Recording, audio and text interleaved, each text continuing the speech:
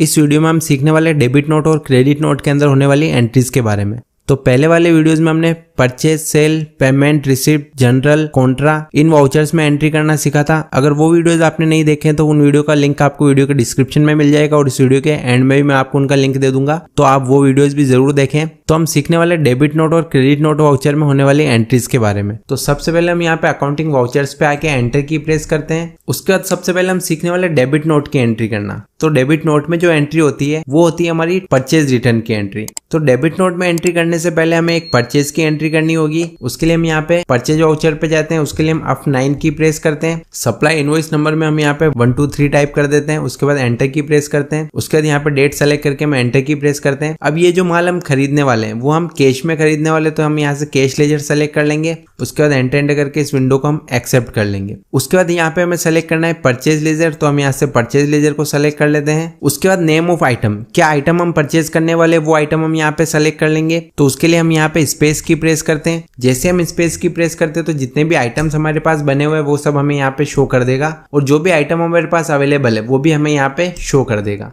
अब हम यहाँ पे परचेज करने वाले हैं Mi Note 10 Pro मोबाइल, जो कि हमारे पास पहले से अवेलेबल नहीं है। तो हम यहाँ से Mi Note 10 Pro को सेलेक्ट कर लेते हैं। कितनी क्वांटिटी में हम परचेज करने वाले हैं वो क्वांटिटी हम यहाँ पे डाल देंगे। किस रेट से हम परचेज करने वाले हैं वो रेट हम यहाँ पे डाल देंगे। उसके बाद एंटर की प्रेस करते हैं। तो टोटल हमारा बिल यहाँ पे 1 लाख रुपए का हो चुका है। उसके बाद हम यहाँ पे एंटर की प्रेस करते हैं और एंटर करके इस वाउचर को हम सेव कर लेते हैं। अब एस्केप की प्रेस करके हम पीछे की तरफ आ जाते हैं। अब हम यहाँ पे स्टॉक समरी ऑप्शन पे जाके स्टॉक की समरी चेक कर लेते हैं। यहाँ पे हम एंटर की प्रेस करते हैं। तो जैसे हम यहाँ पे एंटर की प्रेस करेंगे तो हम यहाँ पे देखेंगे हमारे पास यहाँ पे Mi Note 10 Pro के 10 मोबाइल अवेलेबल हैं, जो कि हमने अभी परचेज किए 1 लाख रुपए की रेट से। एस्केप की प्रेस करके पीछे की तरफ आ जाते हैं। उसके बाद हम यहाँ पे डिस्प्ले ऑप्शन पे जाके हमारा कैश बैलेंस भी एक बार चेक कर लेते हैं। यहाँ पे हम एंटर की प्रेस करते हैं। उसके बाद हम यहाँ से अकाउंट्स बुक को सेलेक्ट कर लेते हैं। एंटर की प्रेस करते हैं। इसमें सबसे फर्स्ट हमें शो हो रहा है कैश और बैंक बुक। यहाँ पे हम एंटर की प्रेस करते हैं। तो यहाँ पे हम देखेंगे कि हमारे पास जो कैश बैलेंस है वो हमारे पास 9 लाख रुपए यहाँ पे अवेलेबल है। उसके बाद एस्केप की प्रेस करके हम पीछे की तरफ आ जाते हैं। उसके बाद अभी जो हमने 10 मोबाइल परचेज किए थे वो मोबाइल हम वापस रिटर्न करने वाले हैं। वो मोबाइल हमने कैश में परचेज किए थे और हम उनको वापस रिटर्न करने वाले हैं। तो उसके लिए हमें यहाँ पे अकाउंटिंग वाउचर्स पे जाना होगा। उसके लिए हम यहाँ पे एंटर की प्रेस करते हैं। अब परचेज रिटर्न की जो एंट्री होती है वो होती है हमारी यहाँ पे डेबिट नोट में। डेबिट नोट के लिए हमें यहाँ पे Ctrl+F9 की प्रेस करना है। तो Ctrl+F9 की प्रेस करने पे डेबिट नोट वाउचर हमारे पास यहाँ पे ओपन नहीं हो रहा है। तो डेबिट नोट ऑप्शन को चालू करने के लिए हमें यहाँ पे फीचर्स ऑप्शन पे जाना होगा।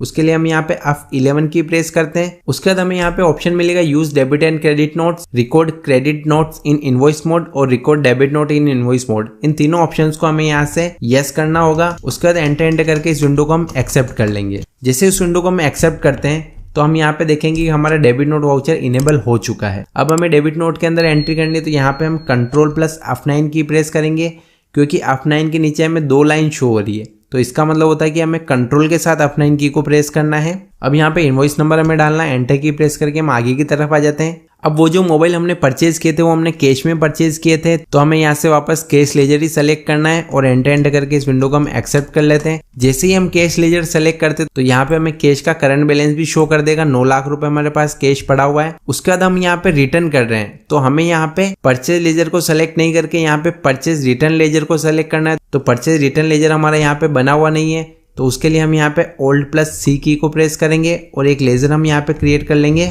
Purchase return. उसके बाद हम यहाँ पे एंटर की प्रेस करते हैं। अंडर ये हमारा आएगा परचेज अकाउंट, तो यहाँ से हम परचेज अकाउंट को सेलेक्ट कर लेते हैं और एंटर करके इस विंडो को हम एक्सेप्ट कर लेते हैं। उसके बाद क्या आइटम हम रिटर्न करने वाले हैं, तो स्पेस की हम यहाँ पे प्रेस करेंगे। उसके बाद हम यहाँ से सेलेक्ट कर लेंगे Mi Note 10 Pro।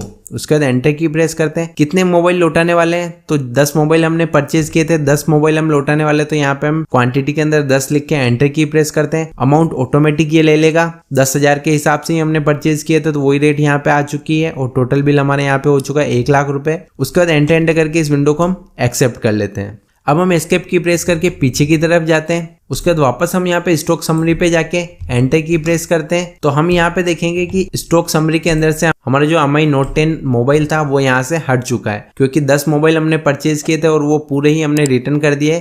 तो अभी हमारे पास Mi Note 10 Pro के नाम से कोई भी प्रोडक्ट अवेलेबल नहीं है। एस्केप की प्रेस करके पीछे की तरफ आ जाते हैं।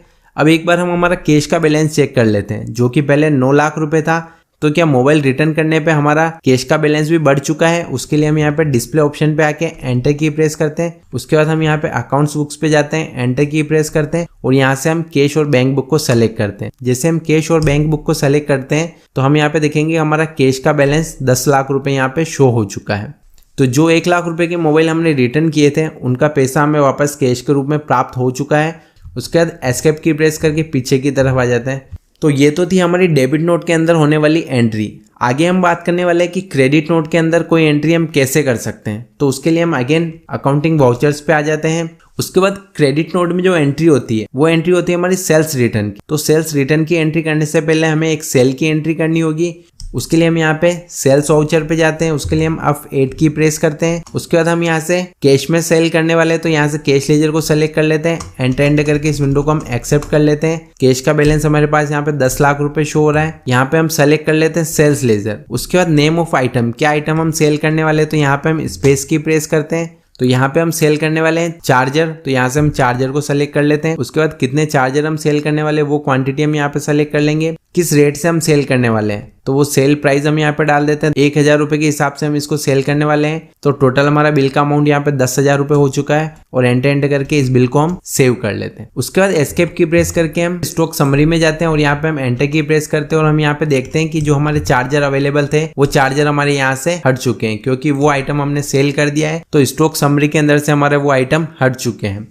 अब एस्केप की प्रेस करके हम पीछे की तरफ आ जाते हैं। अब हमें सेल्स रिटर्न की एंट्री करनी। जो चार्जर हमने सेल किए थे वो चार्जर हमें वापस प्राप्त हो रहे हैं जिसको हमने सेल किए थे उनसे। तो हम यहाँ पे काउंटिंग वाउचर पे आके एंटर की प्रेस करते हैं। अब सेल्स रिटर्न की जो एंट्री होती है वो एंट्री हमारी होती है क्रेडिट नोट में। तो हम यहाँ पे क्रेडिट नोट पे जाने के लिए Ctrl+F8 की को प्रेस करते हैं। उसके बाद यहाँ पे हम एंटर की प्रेस करके आगे की तरफ आ जाते हैं। जो चार्जर हमने सेल किए थे वो हमने कैश में सेल किए थे तो यहाँ से हम कैश को सेलेक्ट कर लेते हैं। उसके बाद एंटर की प्रेस करके इस विंडो को एक्सेप्ट कर लेते हैं। उसके बाद वो चार्जर हमें वापस प्राप्त हो रहे हैं। जो चार्जर हमने सेल किए थे वो वापस हमें मिल रहे हैं। तो यहाँ पे हमें सेलेक्ट करना होगा सेल्स रिटर्न का लेजर। तो Alt+C की प्रेस करके हम यहाँ पे सेल्स रिटर्न नाम से एक लेजर क्रिएट कर लेते हैं। अंडर ये हमारा आएगा सेल्स अकाउंट और एंटर करके इस विंडो को हम एक्सेप्ट कर लेते हैं। उसके बाद नेम ऑफ आइटम, क्या आइटम हमें वापस प्राप्त हो रहा है तो यहाँ पे स्पेस की प्रेस करते हैं। तो हम देखेंगे यहाँ पे चार्जर अभी हमारे पास 0 अवेलेबल है, कुछ भी चार्जर हमें यहाँ पे शो नहीं कर रहा है। तो हम यहाँ पे चार्जर को सेलेक्ट कर लेते हैं। क्वांटिटी, कितने चार्जर हमें रिटर्न हो रहे हैं तो यहाँ पे हम क्वांटिटी में 10 डाल देते हैं। अमाउंट 1000 रुपए ऑटोमेटिक इसने ले लिया। उसके बाद एंटर की प्रेस करके आगे की तरफ आते हैं तो यहाँ पे टोटल अमाउंट हमारा 10,000 रुपए हो चुका है। उसके बाद अभी हम देखेंगे हमारे पास जो कैश बैलेंस वो हमें